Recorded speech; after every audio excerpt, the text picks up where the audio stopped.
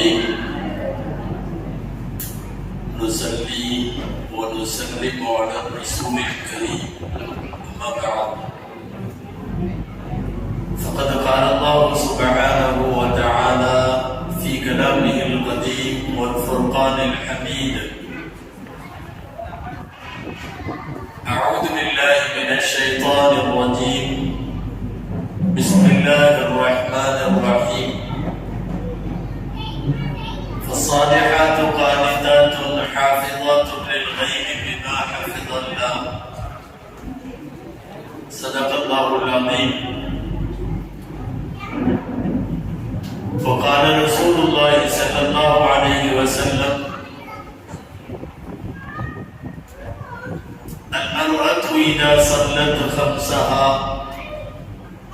وصامت شهرها وأحسنت فرجها وأطاعت بعلها فلتدخل من أي أبواب الجنة شاءت صدق رسول الله صلى الله عليه وسلم. அளவற்ற அருளாளனும் நிகரற்ற அன்புடையவனுமாகிய எல்லாம் வல்ல அல்லாஹ்வின் பெயரால் துவங்குகிறேன். அருமைநாயகம் முஹம்மது ரசூலுல்லாஹ் ஸல்லல்லாஹு அலைஹி வஸல்லம் அவர்களின் மீதும் நற்பாக்கியங்கள் நிறைந்த அவர்களுடைய உம்மத்தின் மீதும் குறிப்பாக இந்த மஜ்லிஸில் பங்கேற்றிருக்கிற நம் அனைவர் மீதும் எல்லாம் வல்ல அல்லாஹ்வின் நல்லருள் என்றென்றும் நிறைவாக உண்டாவதாக. ஆமீன்.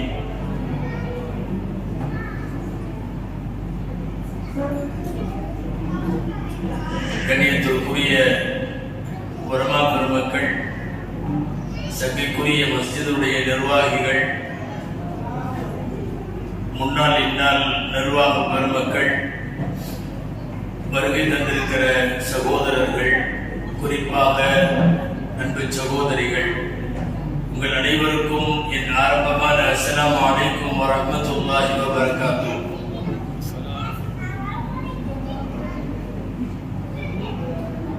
அல்லாஹ்வின் பேரருளால் பெண்களுக்காக சொல்ல வேண்டிய சில மார்க்க செய்திகளை சொல்லுவதற்காக வேண்டி கொஞ்சம் அமைதியா இருங்க பிளீஸ். கொஞ்ச நேரம் தான், ஒரு 3/4 மணி நேரம் தான் பேச முடியும். கொஞ்சம் அமைதியா இருந்தீங்கன்னா நல்லா இருக்கும். அல்லாஹ் தஆலா பயன் தரும் விஷயங்களை பேசவும் கேட்கவும் தொடர்ந்து அது குறித்து சிந்திக்கவும் வரும் நாட்களிலே செயலாற்றவும் அல்லாஹ் அருள் புரிவானாக. ஆமீன்.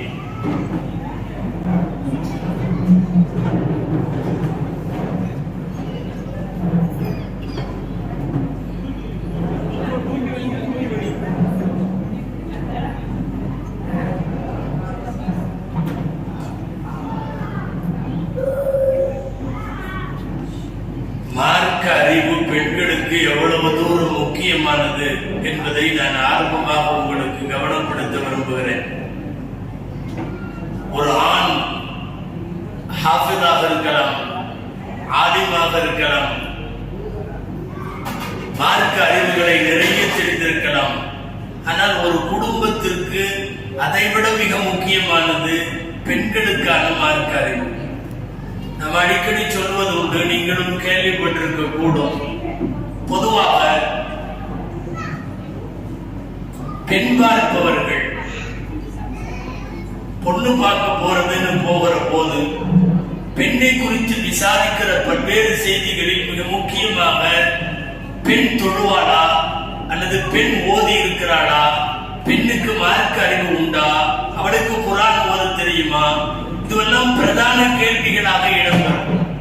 காரணம் என்னவென்றால், ஒரு பெண் ஓதி இருப்பது என்பது அவளுக்கானது மட்டுமல்ல, அவளுடைய குடும்பத்தில் அவளால் வளர்க்கப்படுகிற பிள்ளைகள், அவளால் கவனிக்கப்படுகிற கணவன், அவளால் பராமரிக்கப்படுகிற குடும்ப நிர்வாகம், இது எல்லாத்திலையும் பெண் ஓதி இருந்தால் மட்டுமே அவள் அந்த குடும்பத்தை மார்க்க நெறிமுறைகளுக்கு ஏற்ப ஒரு குடும்பத்தை பக்குவப்படுத்த முடியும். வித்தியாசமாக நீங்கள் கொஞ்சம் மாற்றி யோசித்தால் புரியும். மாப்பிள்ளை பார்ப்பதற்கு செல்லுகிற போது இது விசாரிக்கப்படுவதில்லை. மாப்பிள்ளை ஓதிருக்காரா, மாப்பிள்ளை அலிபாத்தா வரும் தெரியுமா, மாப்பிள்ளை குரான் ஓதிருக்காரா, மாப்பிள்ளை தொழுகுவாரா, மாப்பிள்ளையினுடைய மார்க்க அறிவு குறித்து மாப்பிள்ளை பார்க்கப்படுகிற அந்த படலத்தின் போது விசாரிக்கப்படுவதில்லை. காரணம், அவர் உழைக்கிறார், வெளியே போகிறார், காலையில் போனால் மாலை திரும்புகிறார். ஒரு குடும்ப நிர்வாகத்தில் பிள்ளைகளை உருவாக்குகிற மிகப்பெரிய அந்த கட்டமைப்பு பெண்களை சார்ந்ததாக இருக்கிறது. குறிப்பாக இன்றைய சூழலில் பெண்களை மையப்படுத்தி ஏராளமான குற்றங்களும் சிந்தனைகளும் பாவச் செயல்களும் எல்லாமே பெண்களை மையப்படுத்தியே இருக்கிறது. அதனால்தான் ஆண்களுக்கு தருவதை விட பெண்களுக்கு மார்க்க அறிவை தந்தாக வேண்டும். டீ சப்ளை நடக்குது, அதனால கொஞ்சம் கஷ்டம். ஹஜ்ரத் அப்துல்லாஹ் இப்னு மஸ்ஊத் ரலியல்லாஹு அன்ஹு அவர்கள் அறிவிக்கிறார்கள் ஒரு ஹதீஸ், சமிஅத்து மின் நபியிக்கும் அஸ்-சாதிக் வல் மஸ்தூக், பெருமானார் ஸல்லல்லாஹு அலைஹி வஸல்லம் சொல்லி நான் கேட்டேன், லா யஅதி அலைக்கும் ஸமானுன் இல்லல்லதி பஅதஹு அஷர்ரு மின்ஹு, இனிமேல் வருகிற காலமெல்லாம் முந்தைய காலத்தை விட மோசமாக இருக்கும் என்று சொல்லுகிறார்கள் நபி ஸல்லல்லாஹு அலைஹி வஸல்லம். நீங்கள் கவனிக்க வேண்டும், ரசூலுல்லாஹ்வுடைய காலத்துல இருந்து 1400 வருஷமா என்னன்னா ஒரு காலத்தை விட இன்னொரு காலம் மோசம். நாங்க நினைக்கலாம் கண்டுபிடிப்பெல்லாம் வளர்ந்திருக்குது, வசதிகள் நிறைய வளர்ந்திருக்குது, இன்றைய வாழ்வாதாரம் வளர்ந்திருக்கிறது, நிறைய இருக்கலாம். ஆனால் மார்க்க ரீதியாக முந்தைய காலத்தை விட நாம் சிறந்தவர்களா அல்லது கெட்டு போனவர்களா என்றால் அடுத்தடுத்த காலங்கள் முந்தைய காலத்தை விட மோசம். இல்லல்லதி பஅதஹு அஷர்ரு மின்ஹு. அப்படின்னா ஒரு 14 நூற்றாண்டு ஸல்லல்லாஹு அலைஹி வஸல்லத்துக்கு பின்னாடி இந்த காலம் ரொம்பவே கெட்டு போயிருக்கிறது. நாம் சரியாக இருந்தாலும் சரியாக விடக்கூடாத அளவுக்கு இன்றைக்கு இருக்கிற பல்வேறு நம்மை சுற்றி உள்ள சூழ்நிலைகள், குறிப்பாக இன்றைய காலம் ஆன்லைனுடைய காலம். ஆண்கள் மட்டுமல்ல, ஆன்லைன் மூலமாக பெண்களும் கெட்டு போயிருக்கிறார்கள். மொபைல் இல்லாமல் இன்றைய இளைய தலைமுறை இருக்காது.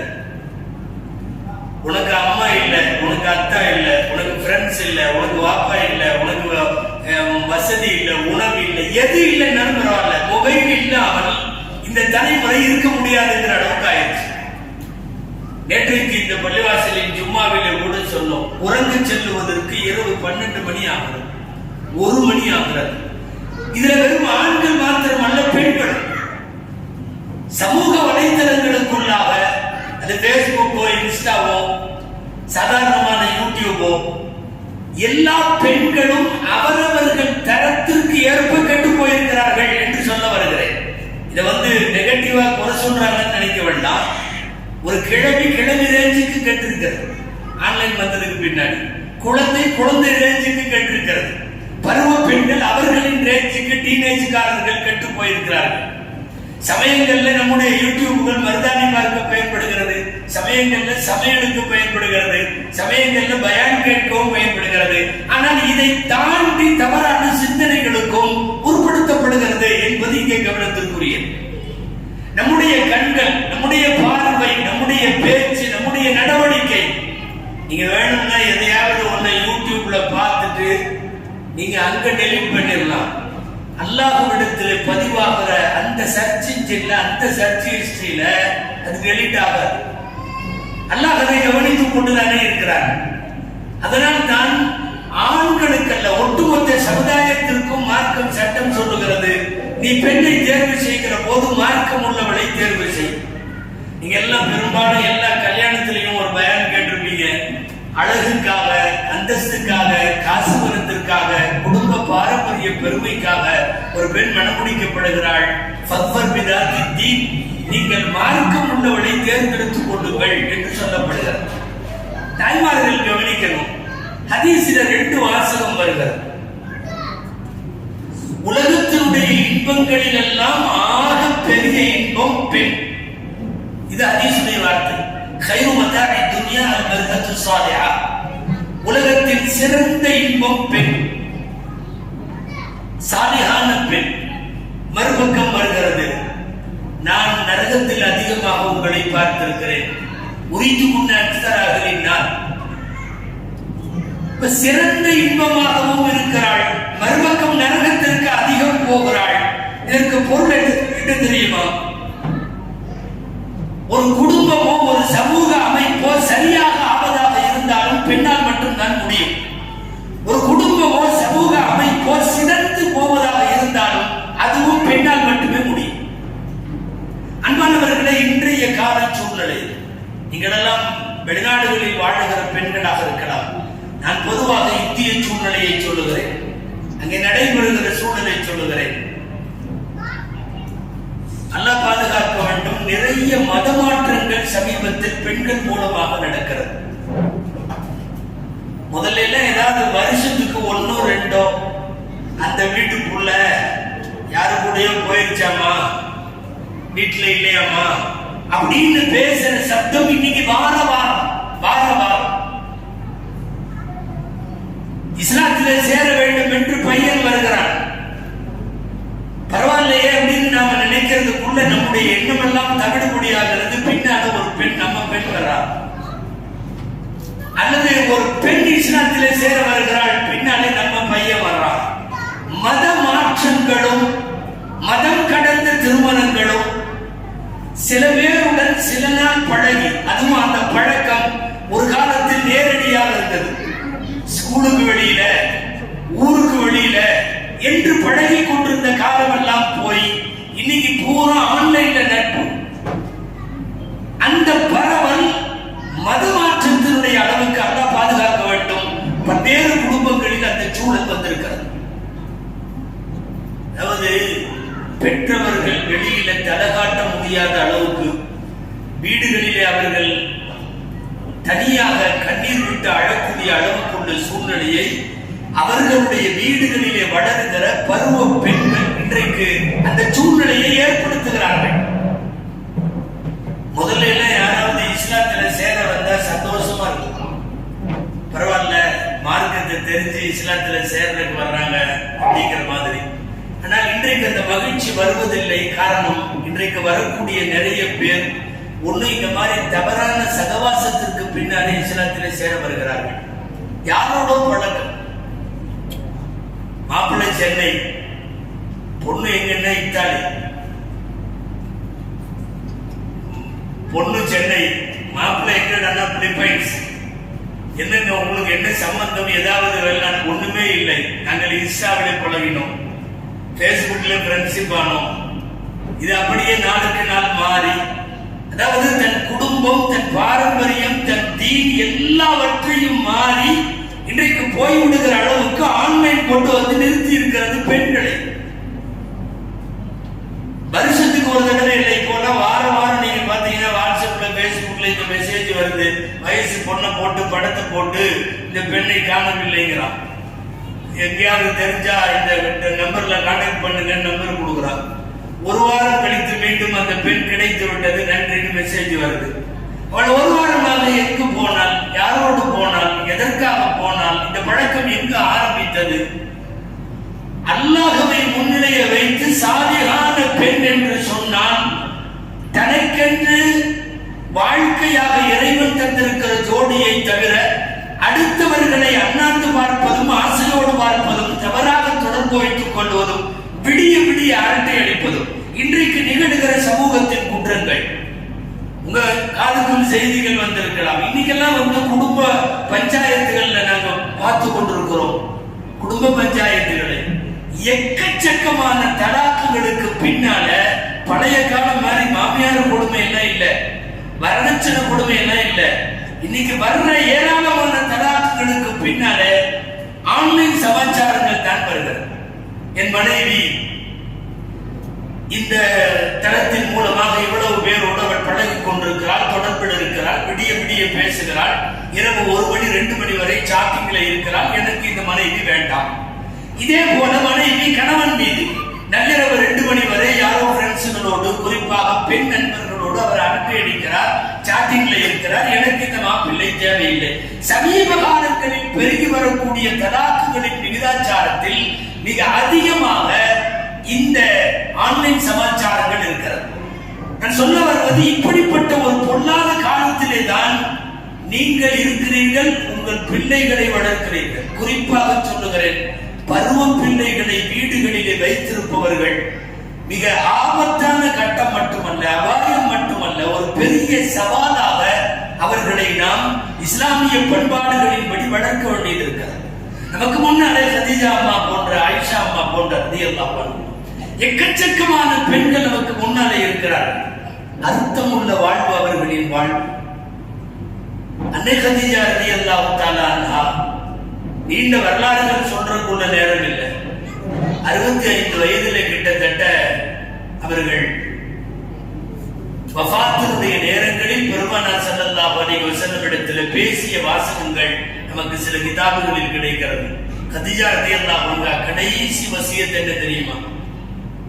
ஸல்லல்லாஹு அலைஹி வஸல்லம் வஃபாத் ஆகிறப்ப சொல்லிட்டு போனது 3 விஷயங்கள்.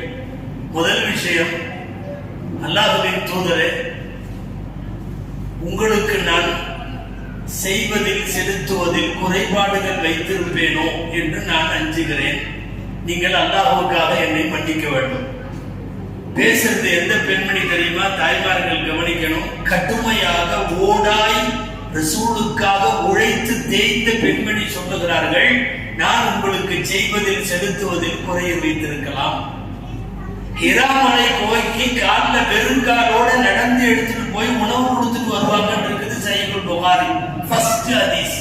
புகாரியினுடைய ஆரம்ப பாடம் வஹீயுடைய பாடம். வஹீயுடைய பாடத்தில் இந்த செய்தி வருகிறது. உணவு இன்னைக்கு நம்மனால உம்ராக்கு போனவங்களுக்கு தெரியும், ஹிராமலையில ஏற முடிய மாட்டேங்குது. கீழே நின்று அண்ணாந்து பார்த்துட்டு வர்றோம். கதீஜா அம்மா அவ்வளவு பெரிய செல்வ சீமாட்டி மட்டுமல்ல, மிகப்பெரிய வணிகத்தில் தடம் பதித்த மிகச்சிறந்த நிர்வாகி. ஆனா காலமெல்லாம் ரசூலுக்கு ஓடாய் உழைத்து உழைத்து உழைத்து தேய்ந்த அந்த பெண்மணி வஃபாத்தாகிற போது கணவரிடத்தில் சொல்லுகிறார்கள், நான் உங்களுக்கு செய்யறது செலுத்துறதுல குறை வச்சிருப்பேன், அல்லாஹ்வுக்காக என்னை மன்னிச்சுங்க. அப்படிங்கிற கதீஜா அம்மாவையும் இன்றைக்கு நம்முடைய தாய்மார்கள் தங்களுடைய நிலைமைகளையும் பொருத்தி பார்க்க வேண்டும். இரண்டாவது சொன்னார்கள் கதீஜா ரலியல்லாஹு அன்ஹா, நீங்கள் அடிக்கடி கபருடைய வேதனையை பற்றி சொல்லி சொல்லி எனக்கு பயமாக இருக்கிறது. கபரில் உடைய வேதனையை அஞ்சுகிறேன். நீங்கள் வகி வருகிற போது நீங்கள் எந்த துண்டு மேலே போட்டிருந்தீர்களோ அந்த துணி எனக்கு நீங்கள் கபரிலே கஃனாக தர வேண்டும். நான் உங்களுடைய துணியோடு அடக்கமாக ஆசைப்படுகிறேன். ஸல்லல்லாஹு அலைஹி வஸல்லம் அவர்கள் கேட்டுக்கொண்டிருக்கிறார்கள். இரண்டாவது செய்தி. மூணாவது, நான் மிகவும் சிறுமியாக பாத்திமாவை விட்டு போகிறேன். பாத்திமா சற்றேறக்குறைய 4-5 வயசு தான், ஆக சிறிய குழந்தை. பொதுவாகவே பெண் தாய்மார்களுக்கு பெரிய பொண்ணுகளோ கட்டி கொடுத்த பொண்ணுகளையோ விட்டுட்டு போறது அவங்களுக்கு ஒரு பெரிய விஷயம் இல்லை. ஆனா ரொம்ப சின்ன பொண்ணை விட்டுட்டு போறது அவங்களுக்கு பெரிய தாக்கம் இருக்கும். குறைஷ் பெண்களின் நாவுகள் என் பிள்ளையை திட்டிவிடாமல், என் பிள்ளையை தகாத வார்த்தைகள் சொல்லிவிடாமல் பாத்திமாவை நீங்கள் பார்த்துக் கொள்ள வேண்டும் என்றவர்கள் வசியத்து செய்ததாக குறிப்பிருக்கிறார். இந்த 3 விஷயங்கள் காலமெல்லாம் பணிவிடை செய்த ஒரு கணவருக்கு நான் செஞ்சது கம்மின்னு நினைக்கிறேன் அப்படிங்கிறது ஒரு விஷயம். கபருக்கு வேதனை பயமா இருக்கு, வகி வந்த போது நீங்கள் அணிந்திருந்த துண்டு எனக்கு வேண்டும். என் பிள்ளை பாத்திமாவை தகாத நாவுகள் தடித்த வார்த்தைகள் பேசிவிடாமல் என் பிள்ளையை நீங்கள் பார்த்துக் கொள்ள வேண்டும் என்கிற வசியத் என்றால், அன்னை கதீஜா ரலியல்லாஹு அன்ஹா போன்ற பெண்மணிகளை தான் மாடல்களாக நாம் கொண்டிருக்கிறோம், முன்மாதிரி பெண்மணிகளாக. எந்த அளவிற்கு ஒரு குடும்பத்தை உருவாக்க வேண்டும், பிள்ளைகளை உருவாக்க வேண்டும் என்பதை எல்லாம் கூட மிக உயர்ந்த அந்தஸ்திலே வாழ்ந்து முடித்த இது போன்ற பெண்மணிகளை வைத்துத்தான் நாம் தீர்மானிக்க வேண்டும். அன்பானவர்களே, இப்படி வாழ்க்கையில் நிறைய தாய்மார்கள். இன்னைக்கு நம்முடைய சூழ்நிலை, போற இடத்துல, படிக்கிற இடத்துல, வேலை செய்யற இடத்துல, அல்லது வாழ போகிற இடத்துல என்ன கல்ச்சரோ அந்த கல்ச்சரை நாம் ஒட்டி கொள்ளுகிறோம். இது ஆபத்தானது. நமக்கென்று ஒரு கல்ச்சர் இருக்கு, நமக்கென்று ஒரு பாரம்பரியம் உண்டு. நம்ம வீட்டுக்கு, நம்ம ஃபேமிலிக்கு, நம்ம ஊருக்கு, நாம் சார்ந்து இருக்கிற மார்க்கத்துக்கு, இது எல்லாத்துக்கும் எப்படி இருக்க வேண்டுமோ அப்படித்தான் நாம் இருக்க முடியும். எங்காவது டிரெஸ் அரைமுறையாக இருக்கலாம், அவர்களை போல் நாம் மாறிவிட முடியாது. பர்தாவை கடற்றி அடித்து விட்டு அவர்கள் சுற்றலாம், நாம் மாற முடியாது. சொல்ல போனா மார்க்கத்துக்காக எப்படி மாறினார்கள்? அறவே பர்தா இல்லாத ஒரு நாடு தானே அது, அரபு பூமி. பெண்களை பொறுத்தவரை ஆயிஷா அம்மா சொல்லுவாங்க, குறைஷி பெண்களுக்கு அல்லாஹ் கிருபை செய்வானாக, அன்சாரி பெண்களுக்கு அல்லாஹ் கிருபை செய்வானாக. என்னன்னா, நைட்டு இஷா நேரம் தான் பர்தாவுடைய ஆயத்து இறங்குச்சு. இஷாவுடைய நேரம்.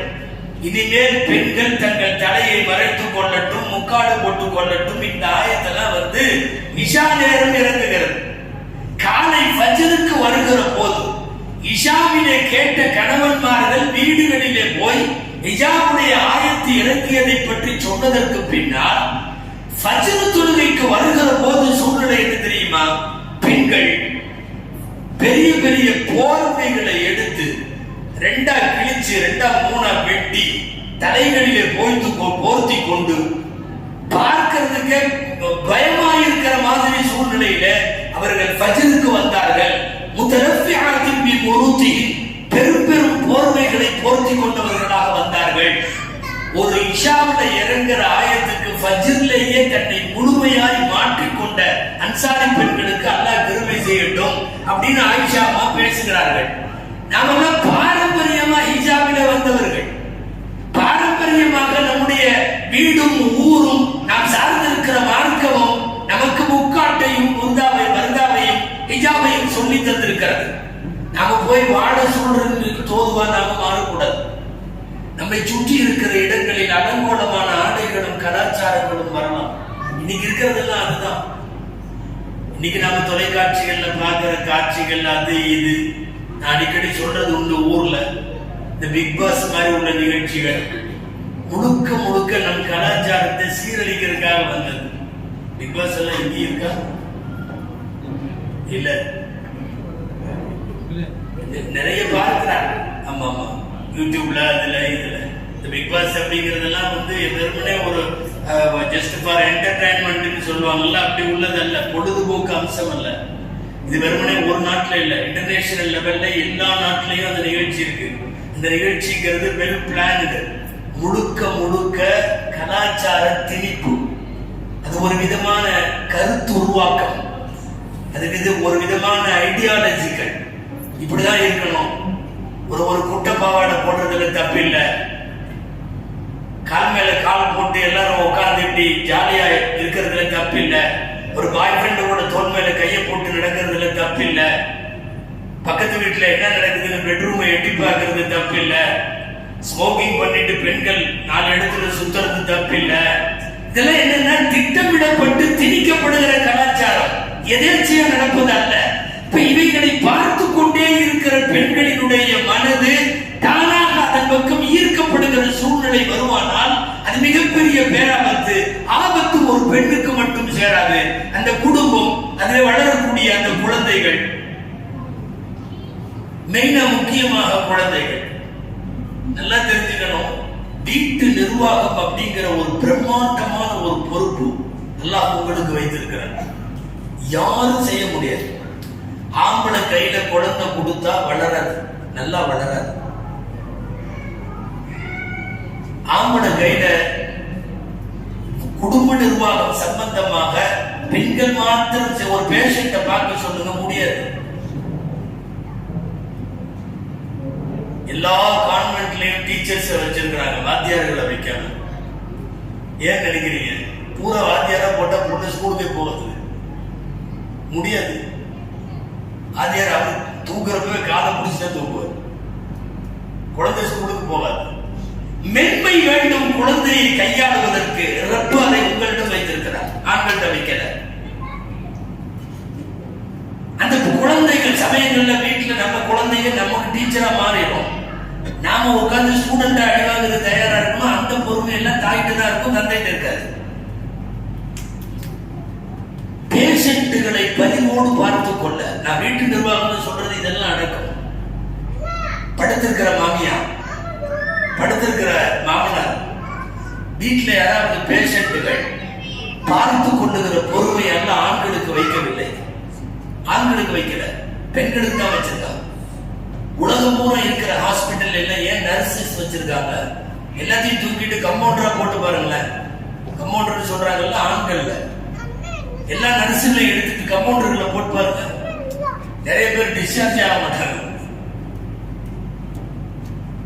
பேஷண்ட்டுகளை பார்த்து கொள்ளுகிற பரிவு பெண்களிடம் தான் இருக்கிறது.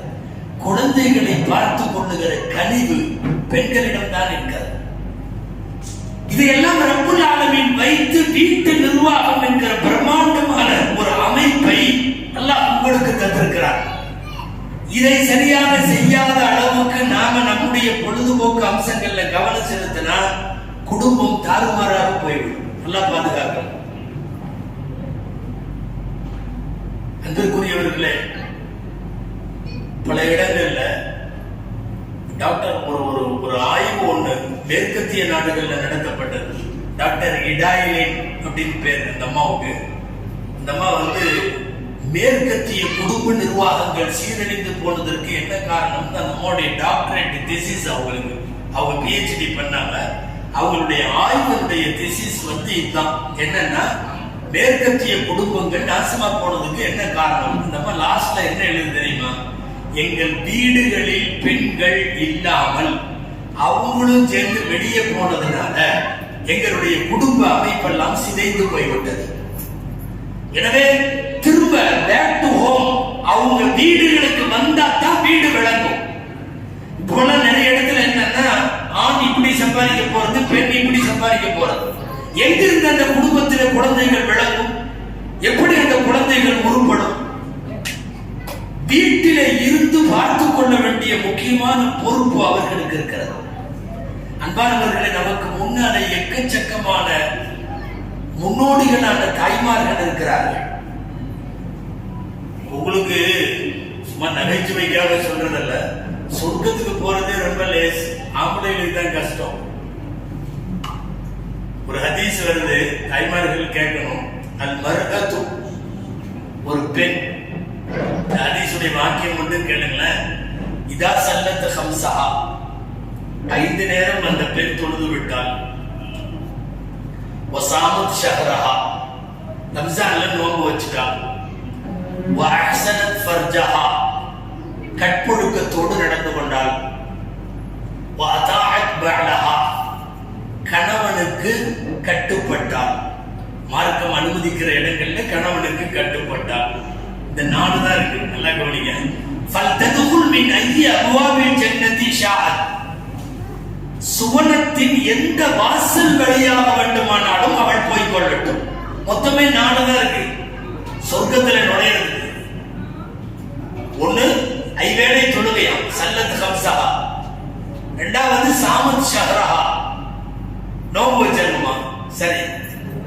வஅஹ்ஸனத் ஃபர்ஜஹா, கற்பொழுக்கத்தோடு நடக்கணுமா. சரி. 4வது வஅதாஅத் பஅலஹா, கணவனுக்கு கட்டுப்பட்டு நடக்கணுமா. முடிஞ்சு. இந்த 4 ஆயிட்டா சொர்க்கத்தின் எந்த வாசல் வழியாக வேண்டுமானால் மின் ஐயி அப்வாபில் ஜன்னதி ஷாஅத், நுழைந்து கொள்ளட்டும். நிறைய வாசல் இருக்கு. பாபு ஷுஹதா, ஷஹீதுகள் வாசல். பாபு ரையான், நோன்பு வச்சவர்கள் போகக்கூடிய வாசல். பாபுல் முஜாஹிதீன், இப்படி எல்லாம் நிறைய பாபு, நிறைய கேட்ஸ் இருக்கு சொர்க்கத்தினுடைய கேட். ரசூலுல்லாஹ் சொல்றாங்க, இந்த 4 அம்சங்களை மாத்திரம் சரியாக செய்யக்கூடிய பெண்மணி கொஞ்சம் அமைதியா இருக்கும்.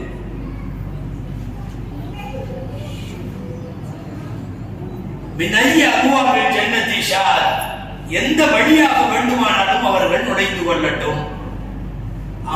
ஆம்பளைகளுக்கு இந்த மாதிரி ஹதீஸ்ல வரல. காரணம், அவங்களுக்கு சம்பாத்தியம், தொழில், ஆடிட்டிங் பிரச்சனை எல்லாம் இருக்கு.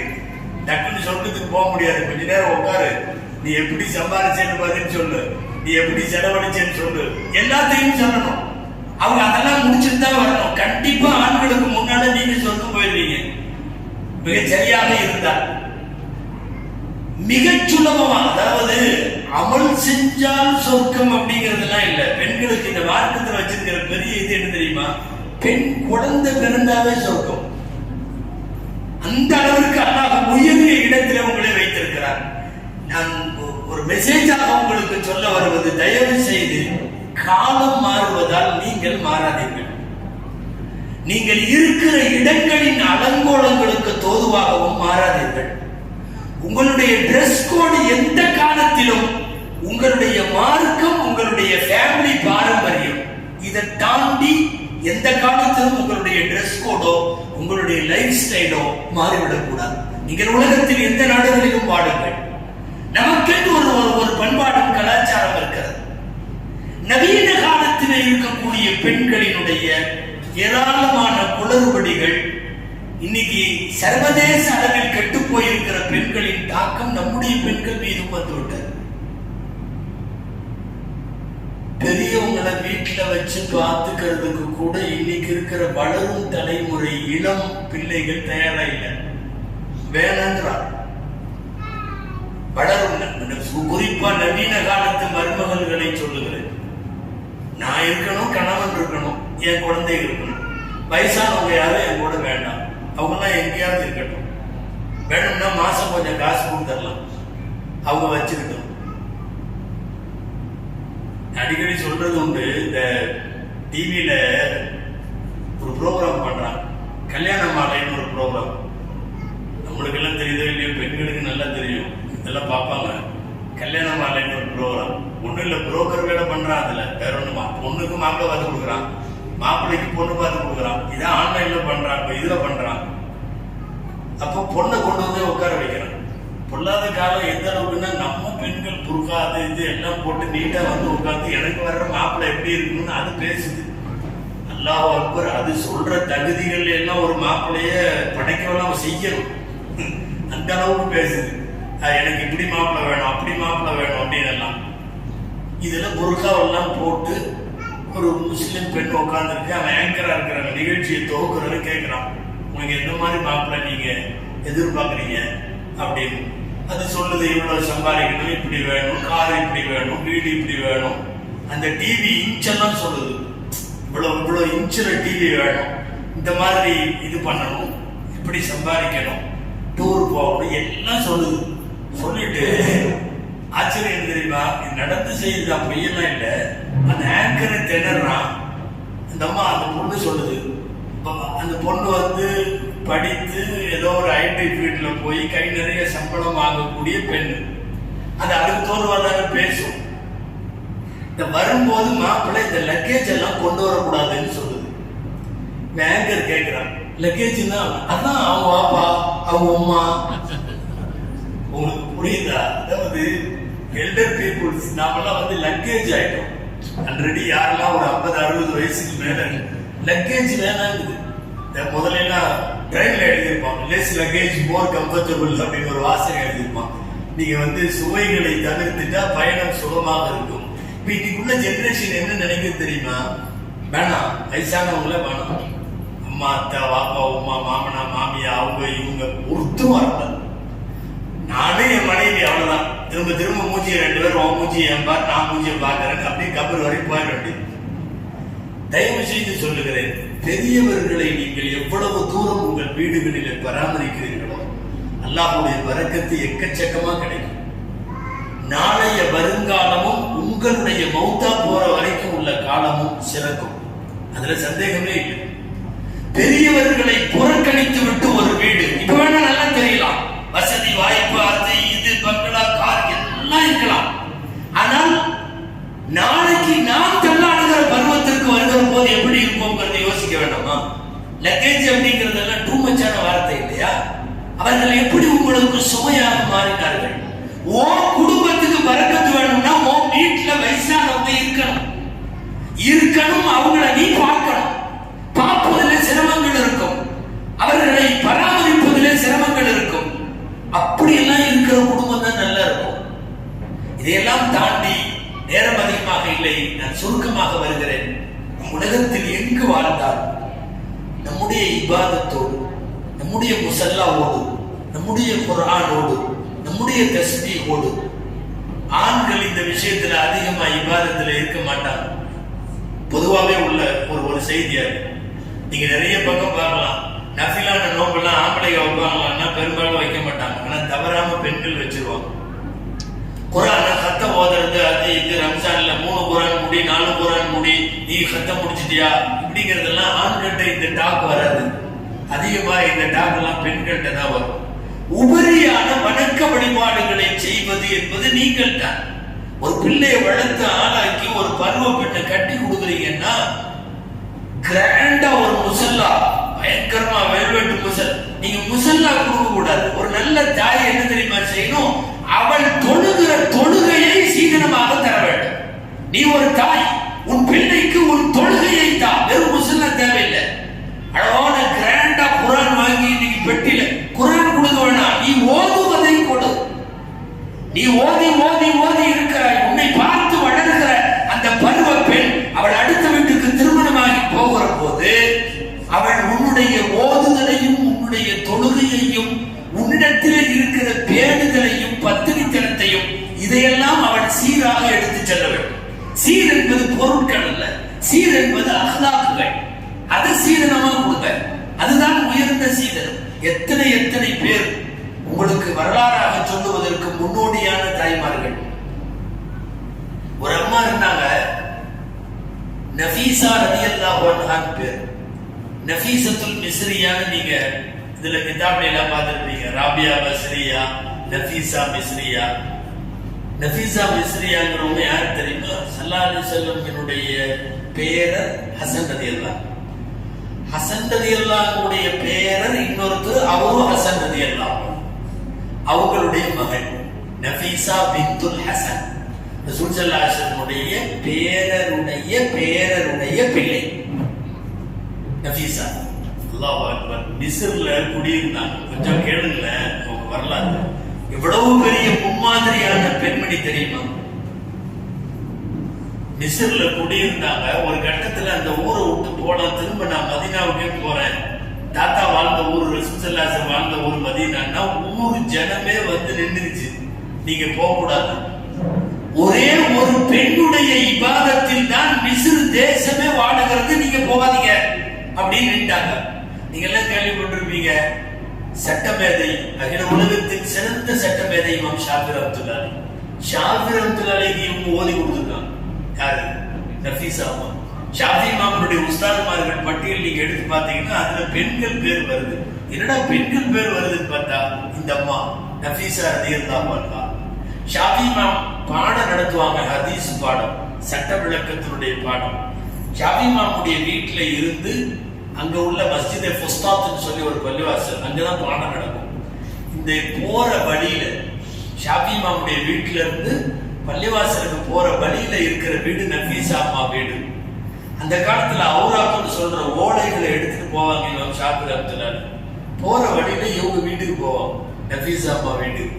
போய் மார்க்க சந்தேகம், ஹதீஸ், சட்ட விளக்கத்தை எல்லாம் படிச்சுட்டு அப்புறம் போவாங்க.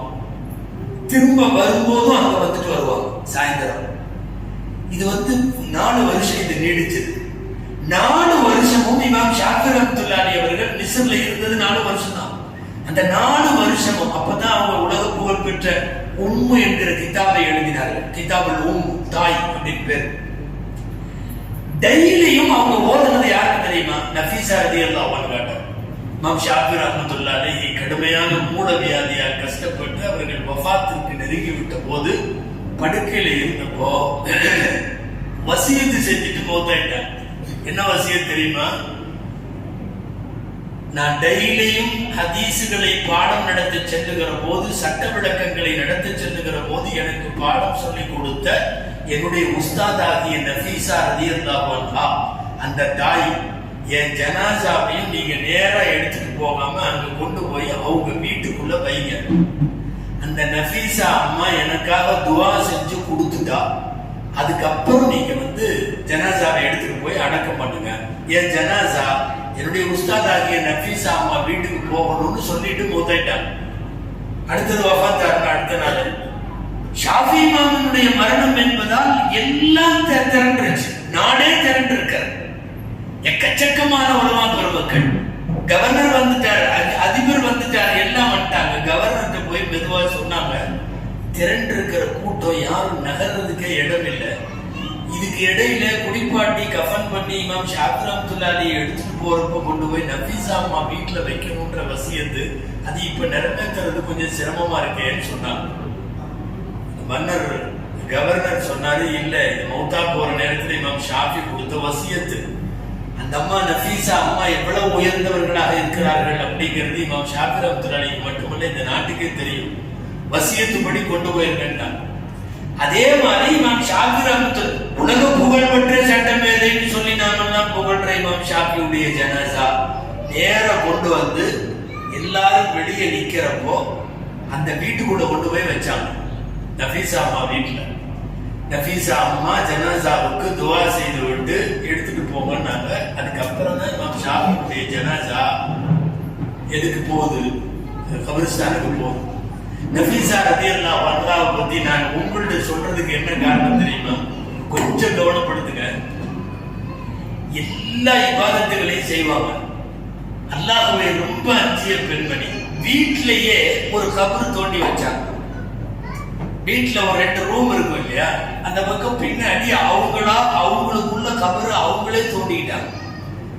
இதெல்லாம் நமக்கு சொல்றது யாருன்னு பார்த்தா அவங்களுடைய பணிப்பெண் ஃபாத்திமா ரலியல்லாஹு அன்ஹா, வேற ஒரு ஃபாத்திமா அந்த பெண்ணுக்கு பேரும், அவங்க தான் இருந்தாங்க. அவங்க சொல்றாங்க குழிய அவங்களே தோண்டினாங்க. காலப்போக்குல ரெடி ஆயிடுச்சு. நாளைக்கு நான் மௌத்தானா இதுல அடைக்கிறேன்னு சொல்லிட்டாங்க. வீட்டை ஒட்டிய குழி. டெய்லி என்ன பண்ணாங்க தெரியுமா? அந்த குழிக்குள்ள போய் இறங்கி உட்கார்ந்து அங்க குர்ஆன் ஓதுவாங்க. மேல தொழுகிறது சாப்பிடுறது இதெல்லாம் வீட்டுல. டெய்லியும் குழிக்குள்ள கொஞ்ச நேரம் இறங்கி உட்காருது. எதுல? கபூர்ல இறங்கி உட்கார்ந்து குர்ஆன் ஓதுறது. டெய்லி ஓதிக்கிட்டே இருந்தாங்க. அந்த படிப்பெண் அறிவிக்கிறாங்க, ஏறத்தாழ 192 குர்ஆன் கபருக்குள்ள வச்சு முடிச்சாங்க. 2-3 குர்ஆன் எல்லாம் இல்ல, சும்மா லேசாவெல்லாம் கடந்து போக முடியாது. வாழ்க்கை முழுக்க நஃபீஸா அம்மா மௌத்தா போற வரைக்கும் 192 குர்ஆன் ஓதின இடம் பூமியினுடைய மேற்பரப்பில் அல்ல, கீழே கபர்ல உட்கார்ந்து 192வது குர்ஆன் ஓதி கொண்டிருக்கிறார்கள். 11வது ஜுஸு வல்லாஹு யதுஉ இலா தாரிஸ் ஸலாம் வ யஹ்தி மன் யஷாஉ இலா ஸிராத்தின் முஸ்தகீம் ஆயத்து வருது. ஆயத்துக்கு என்ன அர்த்தம் தெரியுமா? வல்லாஹு யதுஉ இலா தாரிஸ் ஸலாம், அல்லாஹ் உங்களை தாருஸ் ஸலாம் என்கிற சொர்க்கத்திற்கு அழைக்கிறான் அப்படிங்கிற வசனம் ஓதும் போது மௌத்தாயிட்டாங்க. 192வது குர்ஆனுடைய 11வது ஜுஸு அல்லாஹ் தாருஸ்ஸலாமுக்கு, தாருஸ்ஸலாம்ங்கிறது ஒரு சொர்க்கத்தினுடைய பேர். நம்ம இன்னைக்கு வைக்கிறோம்ல தாருஸ்ஸலாம் அப்படின்னு, தாருல் அமான் அப்படிலாம் பேர் வைக்கிறோம்ல.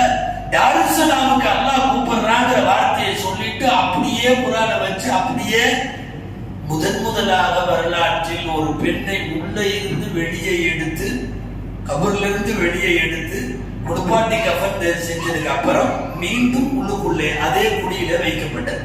தங்களுடைய வாழ்க்கையிலேயே குழி தோண்டி வைத்து அந்த கபருக்குள்ளேயே 192 வாழ்க்கை பூரா ஓதன குர்ஆனே 20-30 இருக்குமான்னு தெரியல. வயசான பெண்களை கூட கேட்கிறேன், 60-70 வயசுக்காரங்களை கூட 192 குர்ஆன் கபருக்குள்ள ஓதுறதுன்னா. பெண்கள்ல இப்படி நிறைய பெண்மணிகள் இருக்கிறார்கள், அவர்களுடைய வரலாறுகளும் இருக்கிறது. நான் கூட இது ஒரு நாளைக்கு இங்க வெளியிடுவாங்க, அந்த கிதாப்ல அவங்களுடைய முழு வரலாறை எழுதியிருக்கிறேன். இந்த மாதிரி பெண்கள் நிறைய பேர், அவர்களுடைய வரலாறுகள் எல்லாம் உங்களுக்கு சொல்லப்பட வேண்டும். அன்பானவர்களே, எந்த இடத்துல இருந்தாலும் முஸல்லாவை விட்டு நீங்கள் பிரிந்து விட வேண்டாம், குர்ஆனை விட்டு நீங்கள் பிரிந்து விட வேண்டாம், ஹிஜாபை விட்டு நீங்கள் பிரிந்து விட வேண்டாம். நமக்கு உலகம் எவ்வளவு வேணாலும் மாறும், எப்படி வேணாலும் போகும். ஆனால் நிச்சயமில்லாத ஒரு வாழ்க்கையில் மரணத்தை நோக்கி நடைபெறுகிற போது நானும் என் பிள்ளைகளும் காலமெல்லாம் நீடித்த நிலைத்த புகழுக்கு சொந்தக்காரர்களாக ஆக வேண்டுமானால், வாழ்க்கை சிறக்க வேண்டுமானால், உங்களுடைய ஆன்மீக உணர்வுகள் எந்த வகையிலும் பலவீனப்பட்டு விடக்கூடாது. எனவே சுருக்கமாக 2 செய்தி. தொடர்ந்து நீங்கள் இபாதத்தையும் ஹிஜாபையும் உலகத்தில் எங்கு வாழ்ந்தாலும் அதை கைவிடாமல் தொடர்ந்து கையகப்படுத்திக் கொள்ளுங்கள். 2வது செய்தி, கால மாற்றங்களோ நாகரிக பேச்சுகளோ காட்சிகளின் சிதைவுகளோ இது எதுவும் உங்கள் குடும்பத்தை பாதித்து விடாமல் நீங்கள் மார்க்க நெறிகளோடு வாழ வேண்டும். அதை அப்படியே தொடர வேண்டும். அல்லாஹ்விடத்தில் துஆ செய்வோம். எல்லாம் வல்ல அல்லாஹ் ஜல்ல ஷானுஹு தஆலா தேவையான மனப்பக்குவத்தை, இபாதத்திலே ஆர்வத்தை, எந்த காலத்திலும் கெட்டு போய் விடாமல் உள்ள தௌஃபீகை அல்லாஹ் நமக்கும் நம் சந்ததிகளுக்கும் அல்லாஹ் வழங்குவானாக. ஜஸாக்குமுல்லாஹு கைரல் ஜஸா. நாளை நடைபெறக்கூடிய ஹாஃபிஸ் பட்டமளிப்பு விழா மற்றும் மீலாது விழாவிலேயும் பெண்கள் அவசியமாக பங்கெடுத்து சொல்லப்படக்கூடிய செய்திகளை உள்வாங்கி அவதானிக்குமாறு அன்போடு கேட்டுக்கொள்கிறோம். அல்ஹம்துலில்லாஹி ரப்பில் ஆலமீன்.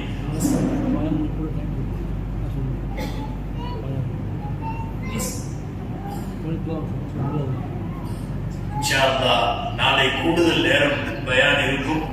காலை 9 மணியிலிருந்து 9:15 இருந்து தொடங்கக்கூடிய நிகழ்வு ஒவ்வொரு வரைக்கும் தொடர்ந்து உணவோடு ஏற்பாடு செய்யப்பட்டிருக்கக்கூடிய நிகழ்வில் முழுக்க குடும்பத்தினர்களாக கலந்து கொள்வதோடு குழந்தைகளை அமைதிப்படுத்தி வைக்க வேண்டுமாய் உங்களிடத்திலே அன்போடு கேட்டுக்கொள்கிறோம். அல்ஹம்துலில்லாஹி ரப்பில் ஆலமீன். அல்லாஹும்ம ஸல்லி அலா சய்யிதினா முஹம்மதின் வ அலா ஆலி சய்யிதினா முஹம்மதின் வ பாரிக் வ ஸல்லிம் அலைஹி ஸலாத்தன் வ ஸலாமன் தகூனு லக ரிதாஹும் வ லிஹப்திஹி அதாஅன் தாயிமத்தன் பிதவாமி முல்கில்லாஹ். اللهم ربنا يسر لنا عسيرنا وعسير هذه الأمة وعسير من حضر في هذا المقام، فإن تيسير كل عسير عليك يسير يا ميسر الأمور.